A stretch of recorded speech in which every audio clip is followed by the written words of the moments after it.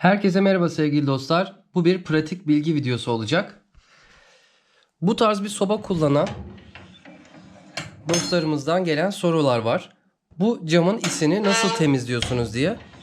Biz şöyle bir yöntem kullanıyoruz. Sobamızın altında biriken küllerle ve birazcık su kullanarak bunu temizliyoruz. Normal şartlarda bu is şu şekilde temizlemek suretiyle asla çıkmıyor. Bakın gösteriyorum. Bastıra bastıra silmeme rağmen asla çıkmıyor. Şimdi biraz kül ve su yardımıyla bu camı pırıl pırıl yapacağız. İyi seyirler.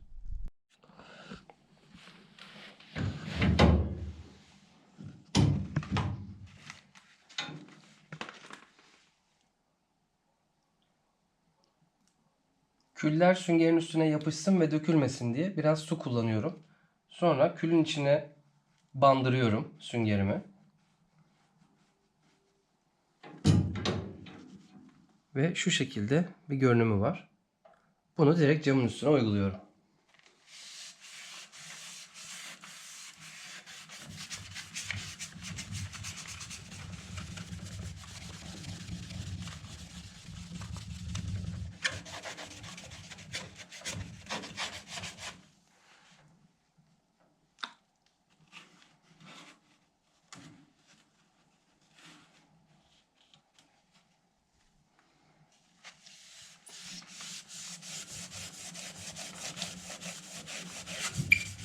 Çok fazla da güç uygulamıyorum. Bu şekilde camın üstündeki isi adeta nasıl der kadınlar Gamze?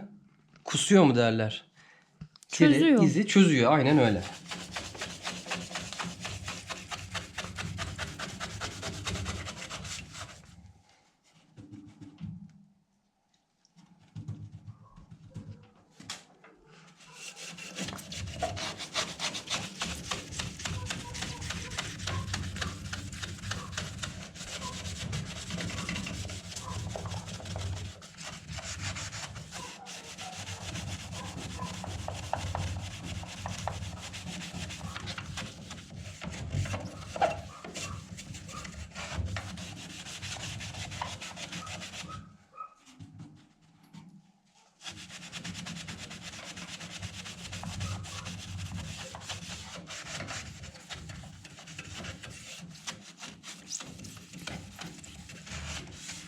Külün böyle bir özelliği var.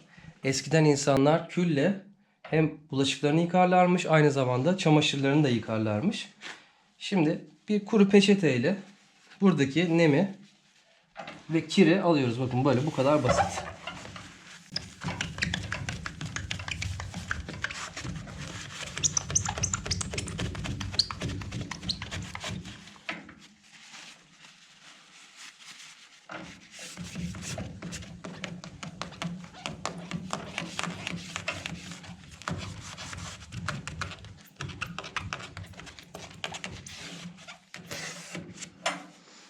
Pırıl pırıl oldu. Pırıl pırıl oldu. İzlediğiniz için teşekkür ederim. Görüşmek üzere.